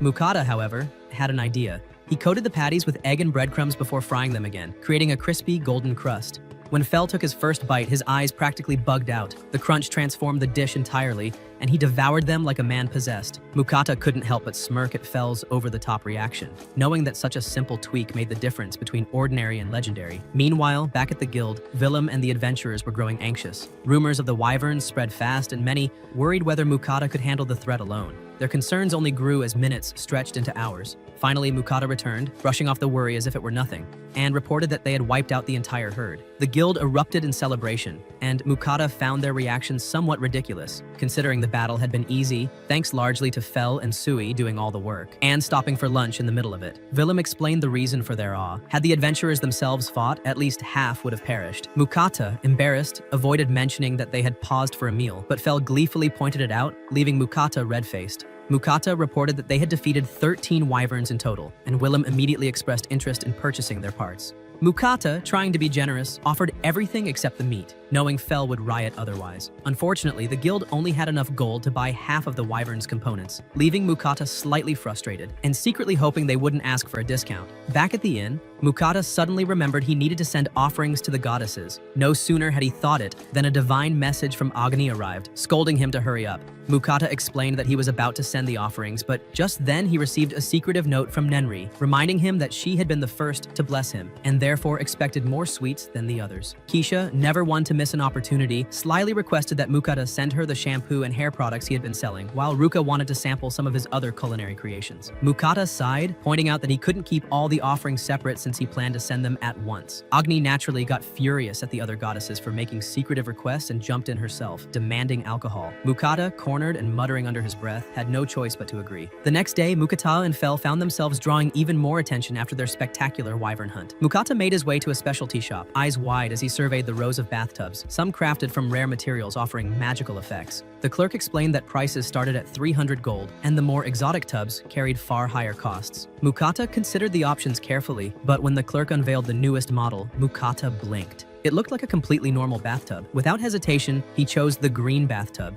shocking the clerk, who had expected hesitation given the price. Mukata casually revealed he could pay up front, and when asked where it should be delivered, he simply said to put it into his storage, leaving the clerk speechless. Overjoyed, Mukata told Fel they should leave the city, noting that everyone's eyes had been glued to them ever since the wyvern battle. Once in a secluded spot, Fel immediately wandered off hunting, while Mukata marked out an area for himself. Using his stonewall skill, he erected a private space and took out the bathtub. He instructed Sui to fill it with water and then heated it with a fireball, finally taking a long, luxurious bath after scrubbing himself furiously. For the first time in ages, Mukata relaxed completely, Sui keeping watch as usual. Afterwards, Mukata turned his attention to cooking some of the wyvern meat. Inspired by Fel's earlier praise, he thinly sliced the meat, creating a rich sauce, and prepared a special wyvern beef bowl. With time on his hands, he decided to make a stew as well.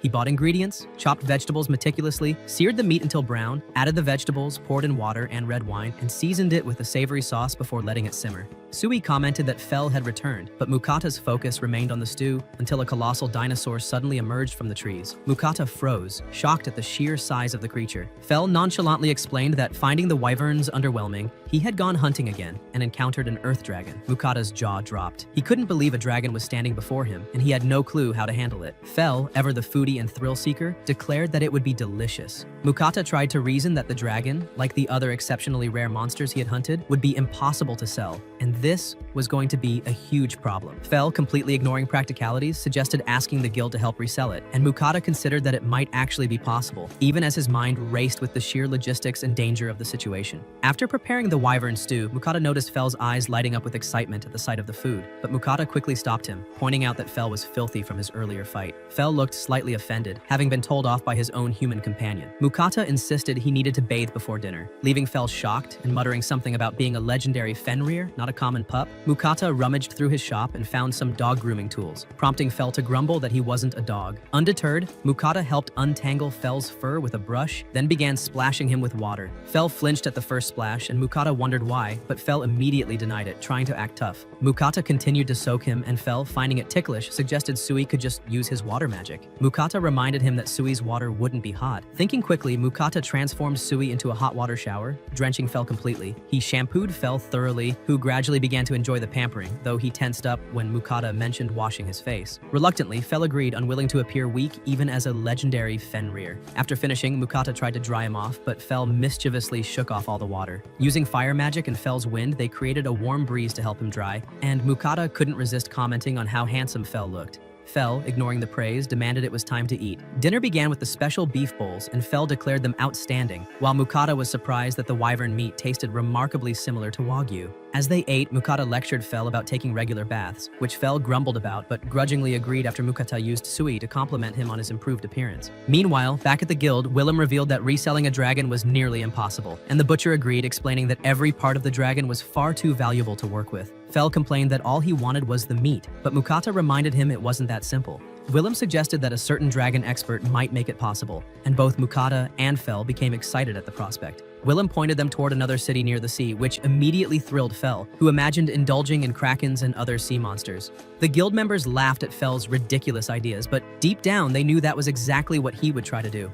Before leaving, Mukata bid farewell to the people he had met along the way, reflecting on the strange, dangerous, and surprisingly delicious adventures they had shared. Fel, ever impatient, was already eager for the next hunt, dragging Mukata along. Later that day, deep in a creepy forest, a bunch of giant hairy spiders surrounded an innocent little rabbit, ready to make it their lunch. Just when it looked doomed, the mighty Fel swooped in like a lightning god and electrocuted every single spider into crispy charcoal. Fel then asked Mukota if there were any more eight-legged freaks left to fry. Mukota confirmed the coast was clear, but looked disgusted by the hairy corpses littering the ground. Seeing his master cringe, Fel casually mentioned that the spider's insides were actually delicious, because of course, this oversized wolf would call nightmare fuel delicious. As Mukota sighed in despair, baby slime Sui popped out of his bag, mad that Fel wiped out the spiders before it could have some fun dissolving them. Mukota patted Sui to calm it down, but that made Fel jealous. The arrogant dog complained that his master only spoiled the slime. Annoyed, Mukota reminded him that he literally begged for snacks like a whining puppy. The word snack triggered Fel's one brain cell, and he instantly demanded food. Mukota had no energy to argue. After all, keeping this walking stomach fed was the only way to survive. He shoved all the spider corpses into his endless storage and pulled out whatever meat he had left. Since the portions were mixed, Mukota decided to make gyoza. Fel and Sui got curious, but Mukota told them it'd be a surprise. Mukota opened his online grocery store to order spices. Of course, Fel wanted premium Wagyu again, but Mukota shut him down, saying he was just buying ingredients. Once everything arrived, Mukota went full MasterChef mode, chopping veggies,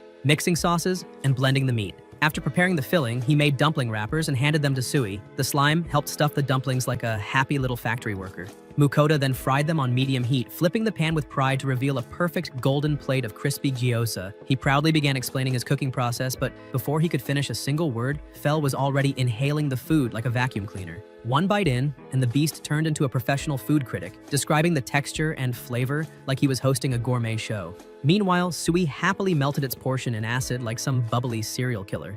Both monsters cleared the entire batch in less than a minute, forcing Mukota to cook another one. While everyone was busy stuffing their faces, none of them noticed a tiny dragon watching from a nearby tree. When the chaos finally died down, Mukota sat to eat his own plate of leftovers. only to have a miniature dragon slam into his face. The poor man screamed as the tiny creature clung to him like a living mask. Fel calmly explained that it was a pixie dragon, one of the rarest species alive.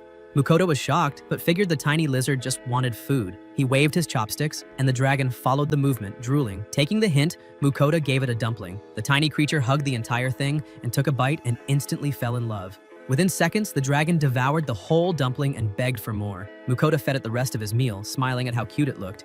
But Fel warned him not to be fooled. That small creature could nuke half a continent if it wanted to. The dragon soon glowed and clung to Mukoto's face again. Suddenly, a voice echoed inside his head, demanding more food. Confused out of his mind, Mukoto learned from Fel that the pixie dragon had just declared itself his familiar, which meant another mouth to feed. Mukoto nearly cried at the thought of going broke, while Sui was just thrilled to have a new friend.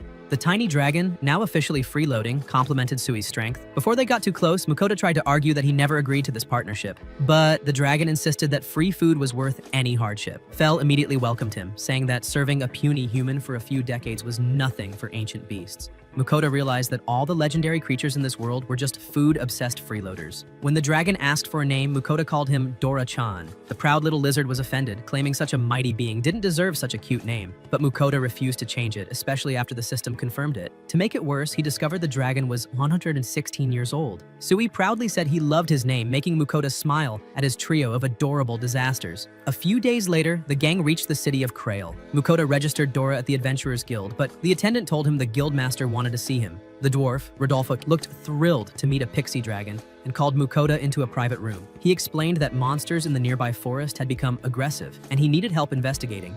Mukoto immediately suggested avoiding the forest altogether because, of course, that's what cowards do. Rodolfo, annoyed, reminded him that their city's silk industry depended on those forest creatures. Dora casually mentioned that the forest was probably full of weak spiders and centipedes anyway. Fel confirmed it, saying he'd already wiped them out. When Mukoto pulled out the venom tarantula corpses, Rodolfo nearly had a heart attack.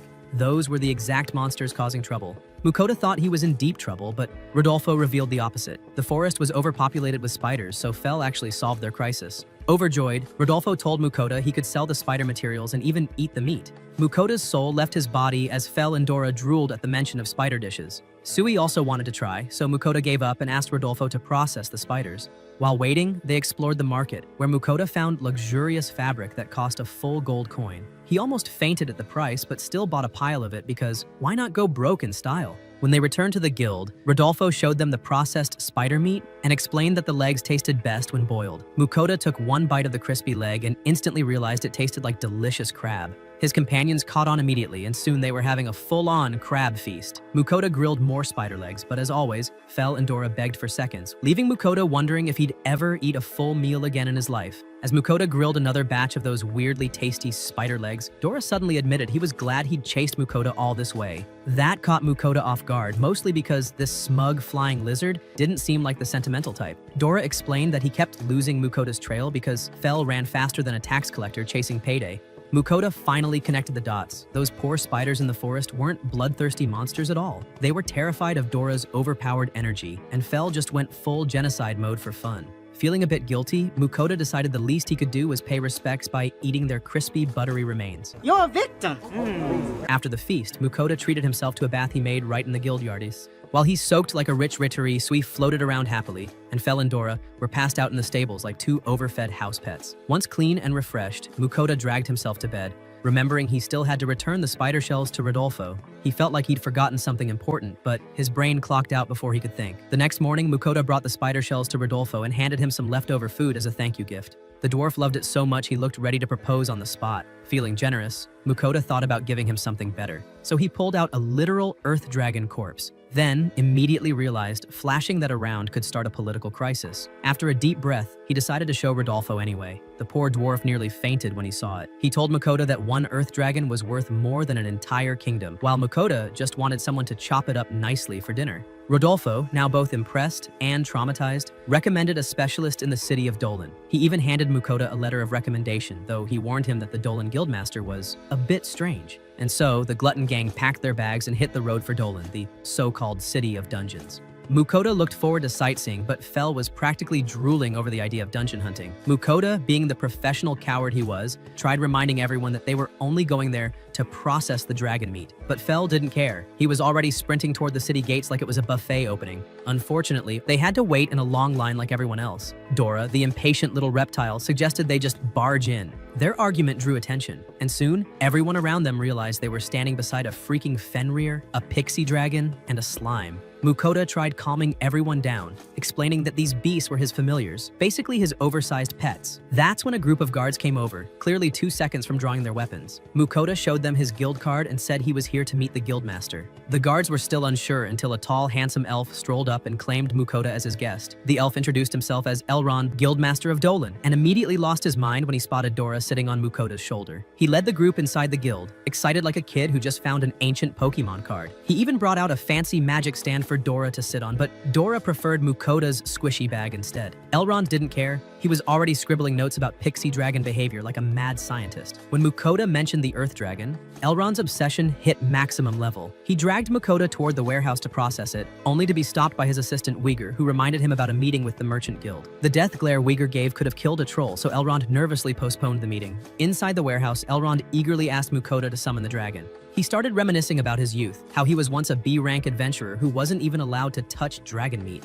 Now, his lifelong dream stood right in front of him, courtesy of a guy who just wanted to cook lunch. The elf's jaw dropped when Mukoda revealed the dragon's massive corpse. He started foaming at the mouth like a kid in a candy store, pulling out weird tools to measure, poke, and analyze everything. His excitement skyrocketed when he realized the pixie dragon wasn't acting like the herbivore that the research books described. Mukoda told him Dora ate meat, and Elrond's brain crashed. Then, when he found out they could communicate through telepathy, the elf almost combusted from excitement. Uyghur had to drag his insane boss away before he tried dissecting someone. He apologized to Mukoda for Elrond's weirdness and promised that the elf was still a top-tier processor. Meanwhile, Fel was getting impatient and asked when they could eat the dragon meat. Elrond tried to lecture him about the value of dragon scales and hides, but Fel only cared about food. The elf then begged to have a bite, but Mukoda told him it wasn't his decision. Fel was the boss when it came to food distribution. Fel, being generous for once, said Elrond could have some as long as he prepared good cuts. After enduring Elrond's endless research talk, the team finally took a break outside. They were completely drained. Fel and Dora complained about the elf's non-stop chatter, like he was the world's most annoying podcast host. Elrond hadn't even finished processing the dragon yet, which only made things worse. Seeing his crew exhausted and hangry, Mukoda decided to open his online store and cook something quick. Dora hadn't seen the shop before, and the moment Fel spotted it, he started begging for Wagyu again. Ignoring him, Mukoda noticed a Japanese festival going on and ordered some festival food instead. When the ingredients arrived, Mukoda got to work. His familiars watched closely, confused about the weird pot he used. He explained it was for cooking veggies, which made Fel furious because, God forbid, a carnivore eat plants. Mukoda told him to shut up and wait. Once the meat and sauce hit the pan, the smell alone had his beast drooling like fountains. When the food was finally ready, Fel grumbled about all the vegetables but took a bite anyway. Instantly, his whole worldview changed. He forgot his hatred for veggies and asked for seconds. Mukoda happily fed them all until they were stuffed, then pulled out some butter sandwiches for dessert. Sui bounced over for one and immediately melted into joy after the first bite. Seeing that reaction, Fel and Dora demanded theirs too. They ended up loving the sweetness, but complained that the sandwiches were too small than typical freeloaders. Mukoda just sat there questioning his life choices, wondering how he ended up as a personal chef to 3 mythical stomachs. The next morning, Mukoda looked like a zombie. His familiars had kept him up all night begging for dragon meat. When he dragged himself into the guild, he found Elrond looking even worse, pale and wired like a mad scientist who'd downed 20 energy drinks. Elrond proudly announced he'd spent the entire night experimenting on the dragon's body and was now ready to process it for real. With trembling hands, he grabbed the guild's treasured mithril knife and went in for the first cut, but only for the blade to shatter like cheap glass. Everyone froze. Elrond fell to his knees, crying like he'd just lost his life savings. Fel bluntly asked how he planned to process the dragon now, and Elrond admitted he'd need a blade stronger than mithril. That news hit Fel like emotional damage. The mighty Fenrir collapsed dramatically, whining about his ruined life. Uyghur explained they'd need fresh mithril ore from the dungeon to craft a new blade. Fel instantly jumped up, ready to storm the dungeon like a mad beast, but Mukoda stopped him. He warned that if Fel went berserk, The whole world would know about them, and peace would be over. That sobered him up real quick. To cheer his sulking crew up, Mukoda decided to cook something comforting. He took some thinly sliced orc meat, tossed it with leftover veggies, added sauces and spices, then poured it all over hot rice. Simple, quick, and delicious. Even Fel forgot his dragon heartbreak after the first bite, but Mukoda knew this wasn't over. He still had a dragon to deal with. Meanwhile, up in the divine realm, the 4 goddesses were throwing a tantrum because Mukoda hadn't sent them any offerings. Their pity party got interrupted when 2 male gods appeared, Hephaestus, the blacksmith god, and Vahan, the god of war. The guys called out the girls for bullying Mukoda into being their snack provider. When Mukoda heard blacksmith god, he immediately asked if Hephaestus could fix his knife problem. The god agreed, but demanded alcohol as payment because apparently divine hangovers are a thing. The god of war, on the other hand, just wanted to browse Mukoda's online supermarket like it was a toy store. Ignoring the chaos, Hephaestus tried blessing Mukoda, but realized the man had 0 blacksmith talent. Instead, he spotted Sui and said the slime had great potential. Vahan decided to give blessings too, but Mukoda refused any war buffs since fighting wasn't his thing. The god just laughed and blessed Fel and Dora instead. While the gods feasted on their offering, the girls screamed over beauty products and the guys got drunk. Mukoda sighed, realizing his divine fan club was now officially a circus. Mukoda felt like crying inside. Not only did he have 3 gluttons to feed on Earth, now he had divine freeloaders demanding snacks from heaven too. To distract himself, he focused on testing Sui's new blacksmithing skills. The upcoming dungeon seemed like the perfect place to try them out, but Fel, the walking stomach with fur, reminded him they still had some pure mithril left from that mithril lizard he roasted earlier. Mukoda blinked, realizing the big dog was right. So why did Fel want to go dungeon diving again? Mukoda sighed and pulled out the mithril chunks from his item storage, asking Sui to forge them into something useful. The little slime bubbled happily and slurped up the metal like it was soup. After a lot of sizzling and popping, Sui proudly produced a crystal-clear knife that looked like it belonged to royalty. Mukoda's jaw dropped. The blade gleamed like it was forged by gods, and he immediately realized Sui had saved them from dying in some dark dungeon. Fel, of course, got mad because it meant no new monsters for dinner. Later, Mukoda stopped by to check on Elrond, who looked like he'd hit rock bottom. The poor elf was losing his mind, muttering about how there wasn't a single blade better than mithril. Feeling generous and a bit guilty, Mukoda handed Ygr the knife Sui made and told him to give it to his master. Elrond nervously tested it on the dragon's skin, praying it wouldn't break like the last one. When the blade sliced through the tough scales like butter, Elrond's soul left his body. He couldn't believe the quality and immediately demanded to know who made it. Mukoda, not about to expose his slime's genius, just smirked and said it came from a special source. The elf nearly begged for the secret but restrained himself before returning to work. He told Mukoda the dragon processing would take 3 days at least. Fel was furious. 3 more days without dragon meat? That was basically torture. Mukoda told him to chill since carving up a whole dragon wasn't like slicing bacon. Fel eventually agreed but suggested they explore the dungeon in the meantime. Mukoda instantly refused, terrified of dying a stupid death underground. But when even Sui started bouncing with excitement, he knew resistance was pointless. Soon, they arrived at the dungeon's massive entrance. The receptionist warned them that clearing it could take up to a month and that no one had ever reached the bottom floor before. Mukoda instantly considered running back to town, but Fel's deadly glare stopped him mid-thought. So, thinking fast, he said they'd need tons of delicious food first, unless Fel wanted to eat moldy rations in the dark. That argument worked like a charm. Mukoda took the gang on a shopping spree. He bought piles of vegetables, spices, and other ingredients for dungeon cooking. That's when he noticed a huge magic stove outside a store. Fel was confused why they needed something that big, but Mukoda explained it would help cook large meals. The shopkeeper popped out like a salesman possessed, bragging that the stove even had an oven strong enough to roast an entire cockatrice. Mukoda's inner chef was instantly tempted until he heard the price, 860 gold. He nearly fainted on the spot. But then his 3 freeloaders surrounded him like mafia enforcers demanding payment. With their hungry stares burning through his soul, Mukoda reluctantly bought the overpriced stove. That night, he cooked dinner using his new toy, giant stockpots bubbling with fresh meat while his beast drooled all over the floor. The next day, he started prepping meals for the dungeon, enough to survive a mini-apocalypse. First, he braised orc general meat till it melted like butter. Then came red boar cabbage rolls, followed by a spicy beef and veggie stir-fry. He tossed in every leftover ingredient he had to make a thick orc meat soup, then whipped up a rich wyvern stew dripping with gravy. Fel tried to help by stealing bites every 2 seconds. When everything was finally done, Mukoda felt proud and exhausted. Later, as he cleaned his room, Sui proudly rolled in with a newly forged sword. Mukoda admired its sharpness, thinking maybe, just maybe, he could survive this dungeon trip alive. Just then, Yuger knocked, he reported that the Earth Dragon had been fully processed. Mukoda headed to the guild alone, only to find Elrond squealing over bottles of dragon blood like a crazed scientist. Mukoda tried getting his attention, but the elf was too busy admiring the blood's glow. When he finally noticed Mukoda, Elrond grinned ear to ear and bragged that processing the dragon had been the best 3 days of his entire life. Then, in true businessman fashion, he immediately tried to buy some materials. Mukoda, being broke after his impulsive stove purchase, agreed without hesitation. Elrond said he'd pay for 2 bottles of dragon blood, half a liver, and 1 dragon fang. Just those few items would drain the entire guild treasury. Mukoda didn't even blink. He happily accepted the 4,000 gold offer. He was stunned that just a handful of dragon scraps could buy a mansion. Meanwhile, Fel wasn't impressed. He didn't see any meat, so he assumed Elrond was hoarding it for himself. The elf calmly explained that the meat was in cold storage, leading them into a massive room lined with magic-powered ice. Fel finally relaxed, drooling over his upcoming feast while Sui helped Mukoda pack the meat into storage. Once done, Elrond nervously asked if he could have a taste too.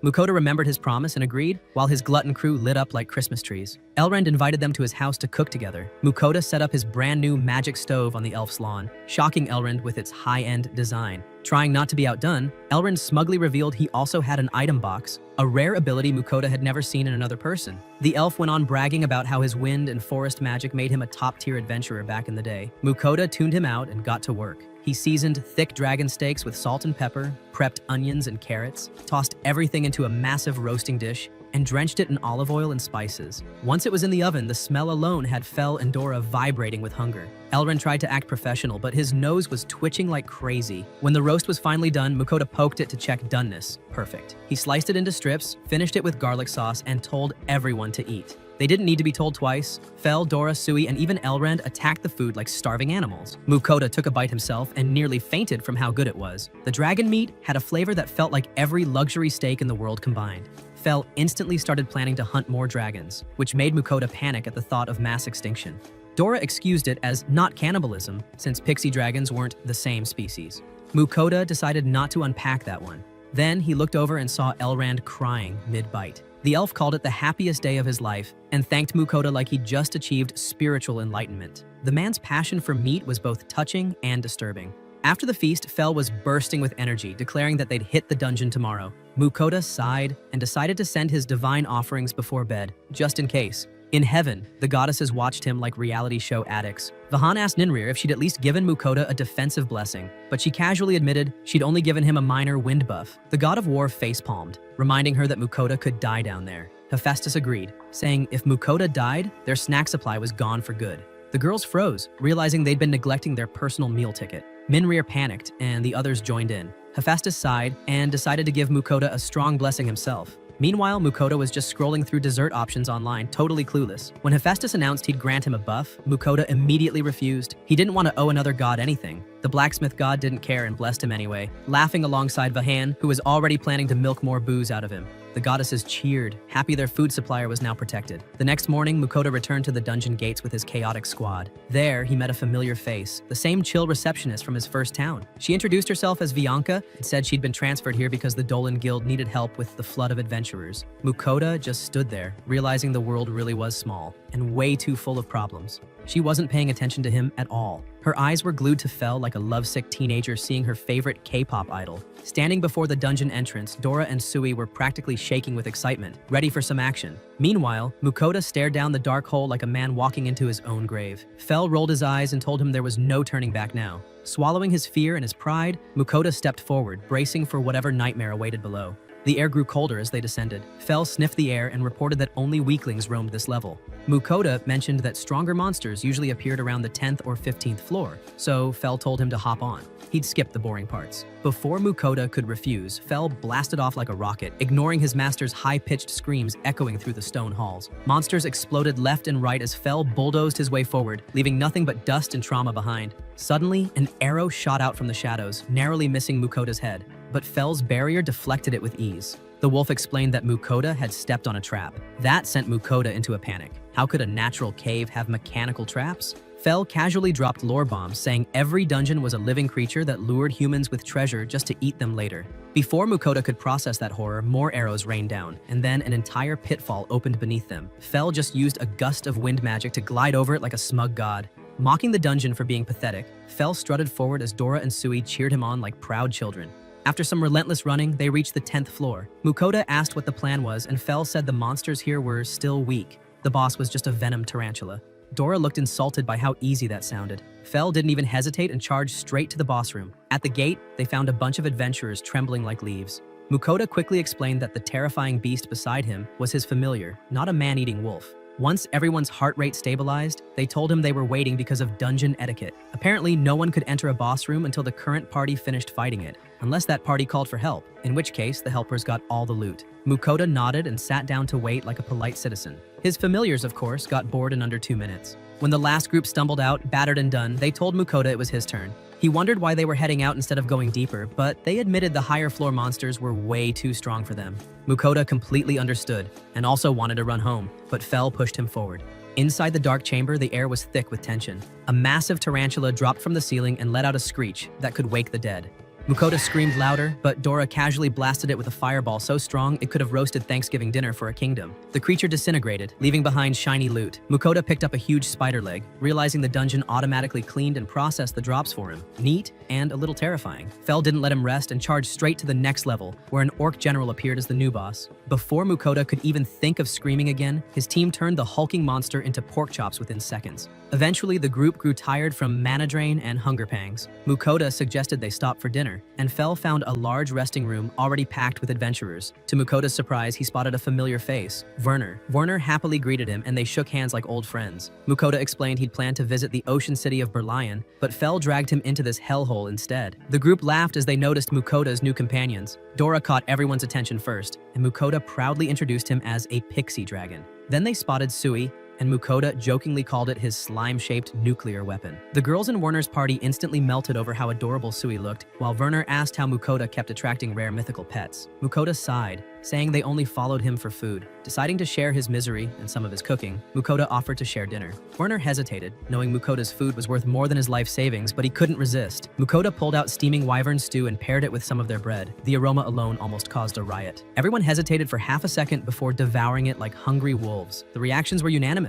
It was divine. When they asked what meat it was, Mukoda casually said, wyvern, and they nearly choked to death. Werner apologized for eating such a priceless dish, but Mukoda reassured him there was plenty. Fel and Sui had hunted enough wyverns to feed a small nation. Once everyone ate their fill, Werner's team thanked him and left to explore the floor further. Fel immediately demanded they move deeper again, eager to find tougher prey. Their rampage resumed. Every dungeon boss they met got obliterated like a tutorial enemy. When they reached the 16th floor, the place grew darker, colder, and meaner. Fel explained that deeper floors were always more dangerous, right before he accidentally stepped on another trap. The ground shook violently as a giant boulder dropped from the ceiling. Mukoda screamed. Fel blasted it to pieces with a gust, and Mukoda got slammed into the floor by the shockwave. After recovering from that humiliation, they reached the 20th floor. Dora smugly asked if Mukoda was impressed yet, but he was too busy checking on Sui, who had found a small hole in the wall. Inside was a treasure chest. Mukoda praised Sui like it just discovered Atlantis, but before he could open it, Fel yanked him back, warning it might be trapped. Using his appraisal skill, Mukoda confirmed it was rigged with poisonous gas strong enough to melt lungs. He sighed in defeat, but Fel offered to open it since divine blessings made him immune. Before Fel could move, Ninrir's voice echoed in Mukoda's head, reminding him that since he already had 3 minor blessings, their combined effect was equal to a major one. She cheerfully told him to enjoy the dungeon. Feeling slightly safer, Mukoda took a deep breath and opened the chest himself. A puff of green smoke exploded in his face. When it cleared, the chest was empty. He stood there fuming. He just risked his life for air. Determined to get real loot this time, Mukoda pushed deeper until he found another chest. Bigger, shinier, and definitely suspicious. He scanned it and discovered it was a mimic. This time, though, he felt brave. He unsheathed his mithril sword and approached, only for the chest to sprout teeth and lunge at him. He screamed, flailed his sword wildly, and somehow sliced the monster into pieces. When it died, it transformed into a real treasure chest full of gold, jewels, and accessories. Finally, some payback. Dora then spotted the door to the 22nd floor, so they descended. To everyone's surprise, the gloomy dungeon halls opened into a wide open sky, like stepping into another world. Even Fel was impressed. Mukoda, however, felt his anxiety spike. Open skies meant flying monsters, and he already hated heights. Before he could voice his fears, Fel said he sensed a familiar aura nearby and sprinted off. The group entered a clearing, straight into a swarm of giant killer mantises. Mukoda's soul left his body for a moment, but Fel blasted them all into crispy fried bugs before anyone else could move. Dora and Sui yelled in protest. They wanted to fight too.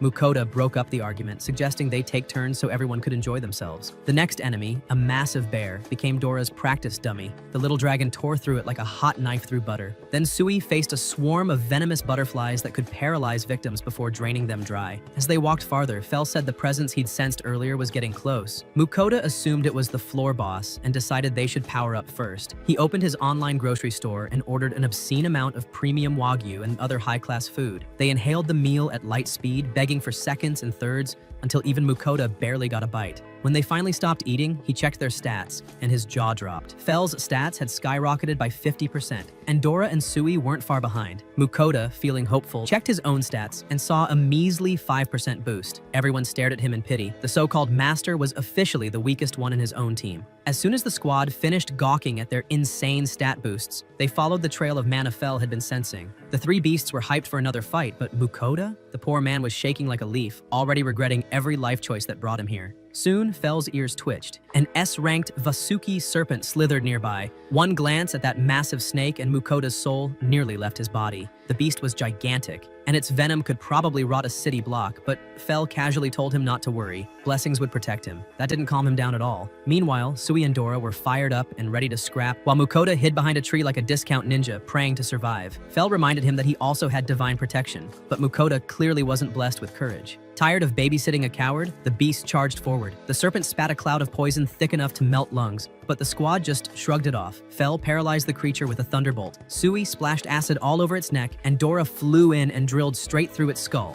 The monster didn't even get a second chance. The legendary trio sent it to snake heaven instantly. Mukoda peeked out from behind his tree, looking less proud and more traumatized. After looting the area, Fel found a glowing teleport circle and warned that everyone needed to touch it together, or someone would get left behind. The magic circle flared, and in a flash, they were gone, reappearing in yet another massive cave. Mukoda sighed, realizing it looked just like every other miserable floor so far, except this one was way bigger. Fel led the way through a hole in the wall where they stumbled upon gigantic monsters stomping around. Mukoda barely had time to panic before his monsters nuked them out of existence. No strategy, no hesitation, just violence. After endless walking through the oversized terrain, Mukoda, trying to lift their spirits, decided to cook. But before he could start, he noticed a strange clearing. Fel confirmed it was a safe zone, so they all set up camp there. Mukoda whipped out his magical cookware, and instantly his beast's eyes lit up like kids at a buffet. They devoured sandwiches, soups, and whatever else he served until they were too full to move. Just as Mukoda was about to settle down, a group of injured adventurers stumbled into the safe zone, dragging their bleeding teammate. They begged for healing potions, so Mukoda rushed over and handed one of his high-grade brews. The potion worked instantly, sealing the wound like magic. The group's leader was stunned, asking if it was a top-tier potion.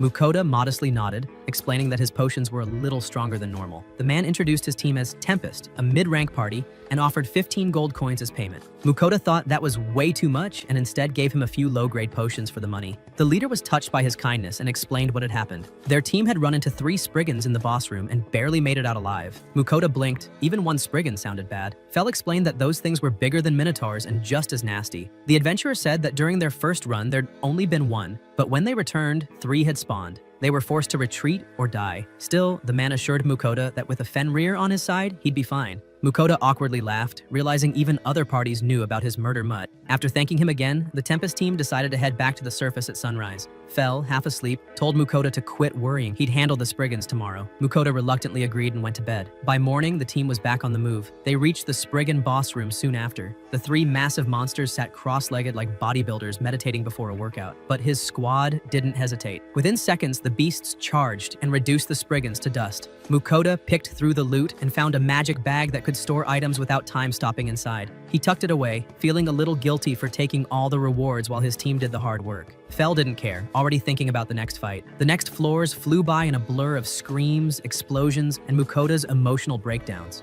Even when the bosses couldn't hurt him, thanks to his perfect defense, he still panicked like a man under tax audit. Finally, they reached the 29th floor. Mukoda couldn't believe they were almost done. He stepped onto the teleporter and immediately regretted it. The new floor wasn't a cave. It was a scorching desert, endless sand, blinding light, and misery. Fel and the others loved it at first, but 10 minutes later, they were all dying of heat stroke.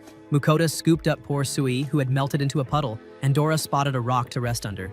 Fel conjured a wind barrier to cool them off, which saved their lives but drained his mana fast. Mukoda realized they couldn't rely on that for long, so he opened his online store and ordered summer gear: hoodies, sunglasses, electrolyte drinks, and ice cream. Within minutes, his exhausted pets were living their best lives again. Unfortunately, as soon as they started walking, reality punched them in the face again. The heat was unbearable. Fel reminded them that nights would be freezing, so they needed to cover as much distance as possible before dark. Along the way, they ran into giant sandworms, but Fel turned them into ash with a flick of lightning. When night fell, the temperature dropped hard. Mukoda was shivering like a frozen popsicle, while Fel casually mentioned it was even colder outside his barrier. Desperate, Mukoda ordered heating pads, warm clothes, and started cooking hot udon noodles. The aroma filled the air, and soon everyone was happily slurping noodles, their strength restored. After dinner, Fel said the boss was close, so Mukoda told him to rest. They slept soundly in their futons until morning. The next day, they finally faced the floor boss, a massive earth golem.